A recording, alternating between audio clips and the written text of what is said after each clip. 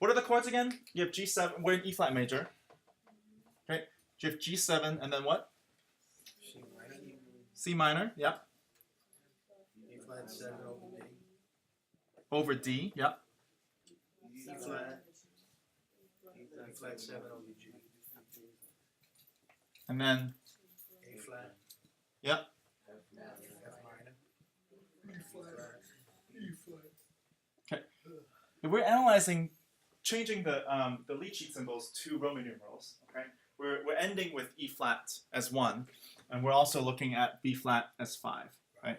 And we're determined that this is an IAC, right? Because of the. Let's work backwards, okay? What's F minor? What's F minor in terms of E flat major? Minor 2. Minor 2, right? Good. Nicholas, what's A flat? What's the A flat chord in the context of E flat major? 4. 4. Right. And let's look at the other chords that we know. So E flat, of course, is 1. Right. And then Shane, what is C minor in E flat? 6. 6. Right. And that concludes all the chords that we know at the moment, right? Yes. That fits into E flat major. Okay, I'm saying that it fits into E flat major because, for example, G7 has a note that doesn't belong, B natural. B flat 7 over D has a note that doesn't belong. Does it have a belong? Doesn't belong? No, it doesn't. Okay, all the notes are there. But we're going to look at this as possibly a secondary dominant. In E flat major. Oh no! I got this wrong. This is a dominant, right? Yeah. So what's the dominant 7 here for B flat 7 over D? What's the Roman numeral? 5. 5. Okay. What's the inversion? 6. Oh, it's the second. It is a first inversion, so if it's triad, it would be 6, but it's a 7th chord. Oh, yeah. 6, 6, 4. 5. 6, 5. Okay. Remember, 7 chords go from 6, 7, 6, 5, 4, 3, 4, 2. Okay. Group position, first inversion, second inversion, third inversion. Okay, and yes, that's it. For the E flat 7, that has a note that doesn't belong in E flat major, which is D5. Okay? So we're really looking at analyzing this guy and this guy, right? And trying to make sense of these two chords. Right? Good. Now, if we're trying to look at these as secondary dominants, Jay, what's a good thing to use to analyze the G7?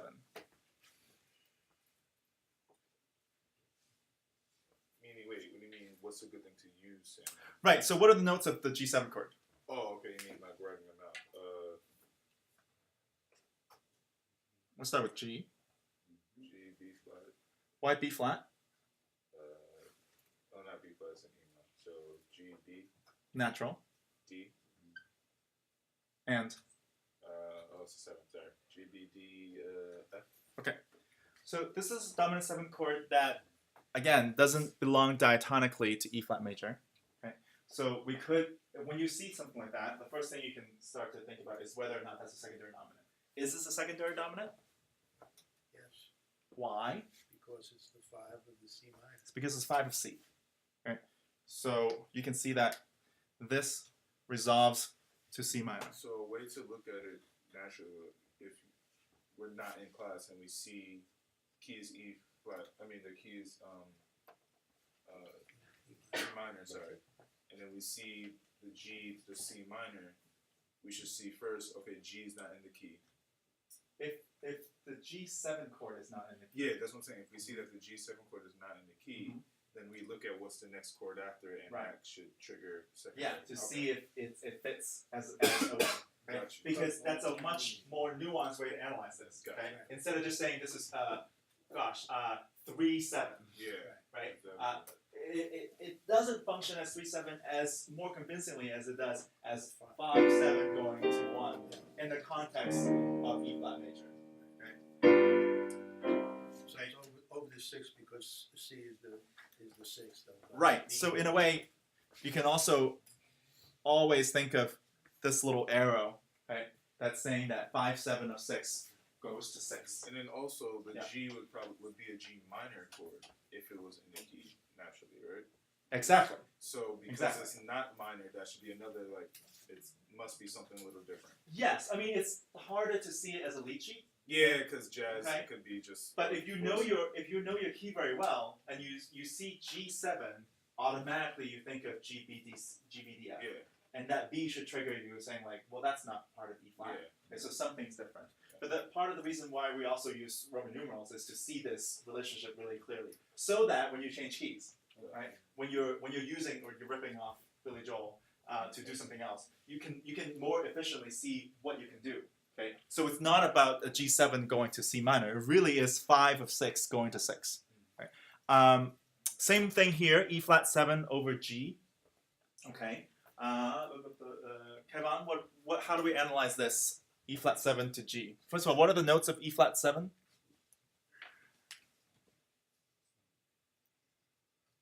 E flat. Good. G. Uh-huh. B flat. Good. And And D. flat. D flat. Careful here, right? So this is a dominant 7 chord, and that's what the jazz symbols say when you just have a 7. Right? So dominant 7 chord, you can also call it a major minor 7, okay? Which necessitates this D flat, okay, which is not in the key. Okay? Okay. We are in E flat major. But the second you hear this, now it pulls it to this. Okay? It's very effective because it shares all of the notes of the 1 chord. So it's a very smooth way, okay, to add a secondary dominant. It's also very confusing if you're trying to analyze it, because initially I would still think it's an E. That I would just think it's in the key normally, but I have to really listen for it. It's really listen for it, and also when you're seeing this guy, You see 7 means that it changed. okay, you have to sort of take a look at it a little more, okay? Because when you just see 7 by itself, it always means dominant 7. Yeah, D flat. Major minor, okay, which then also gives you this pole, this tritone, okay, which has to resolve. In this case, then, so back to you, Kevin. So what's the Roman numeral for this chord?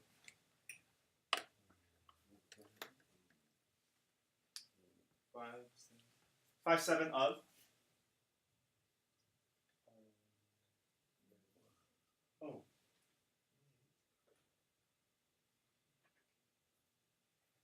Oh, 4. A 4.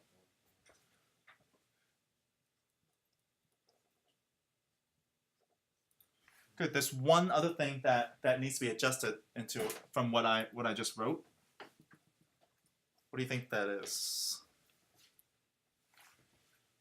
So I wrote 5/7 of 4. I'm gonna put that little clearer. Right.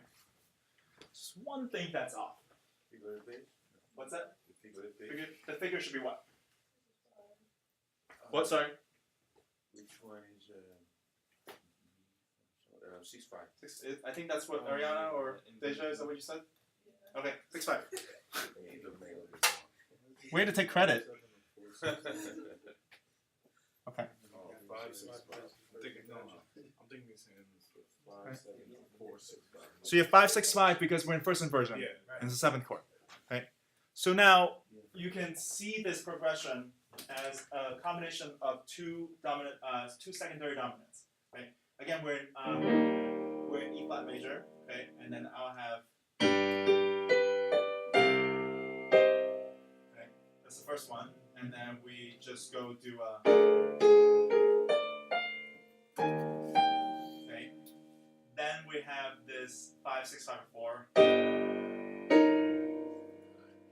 going to E flat, A flat.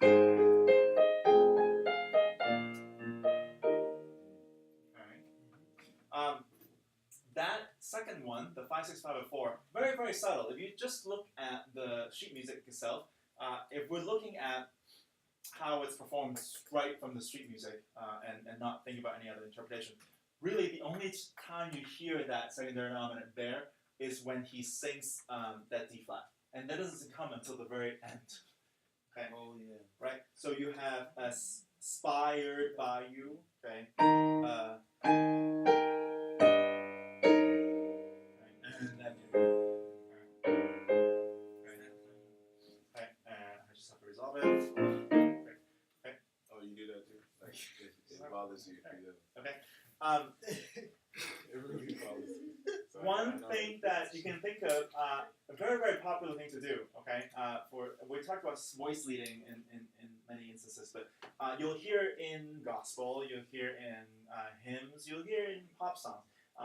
A very, very easy way, again, to add a secondary dominant is to start with 1 and drop that root a whole step down to Okay. 7. okay. Now it becomes a 7. Now the whole chord is no longer 1. It is now 5, 7, a 4.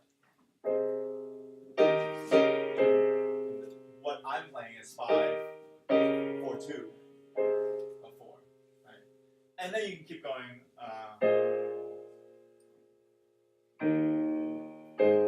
If you keep going like this, then you just modulate it to 4. Right? But of course you don't have to do that. You just come back to 1. Wait, can you do that one more time? Sure. So this is E flat major. This is E flat major. 1. Okay. And then I'm just dropping that root down a whole step. So D flat. The overall root, not just the bottom note. Okay. So the overall root. That's right. Sorry. Let me. You're right. I'm being confusing here. I'm just dropping that bass down a whole step. The root is still E flat. Gotcha. So Okay. D flat to D flat. Right. Now I'm adding that 7, which is a D flat. Gotcha. But yeah, you can resolve to it, which is the third of 4. 4 chord. So C is A flat, C, E flat. Okay. So now I'm in 4/6.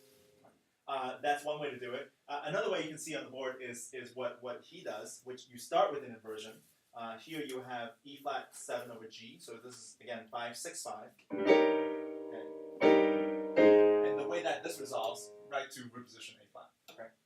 Right. Any questions just on this at the moment? Okay. We'll come back to it too. Turn the page here. Okay. So this is just a review of what we've done. Okay.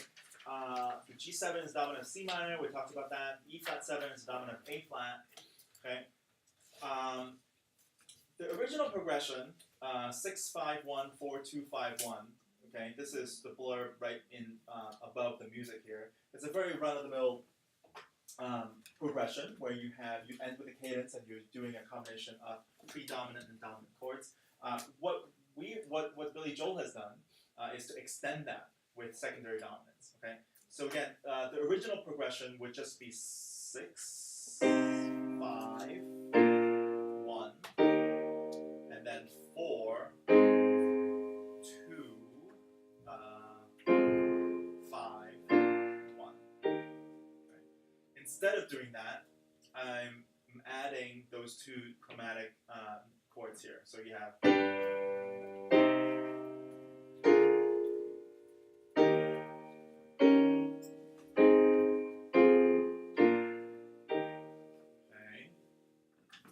Cool. Okay. Here's another song on page 225.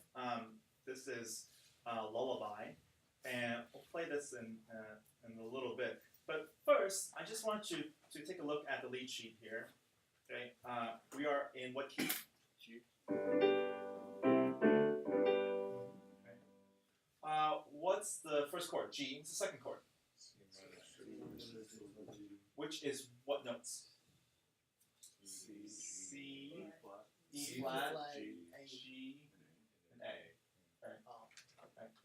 You can also just leave out the G, sure. Okay. But I would read it as C, E flat, G, A, okay, over G. So you have something like G major, okay, and then going to this. So you have something like.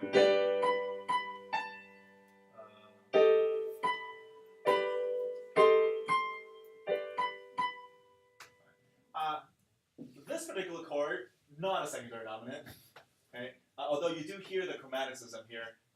This chord, what note in the C minor 6th chord is not part of G major?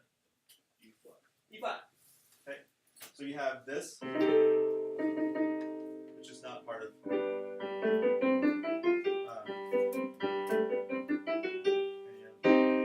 It's a borrowed chord. It's borrowed from C minor. We'll talk about that later. Okay.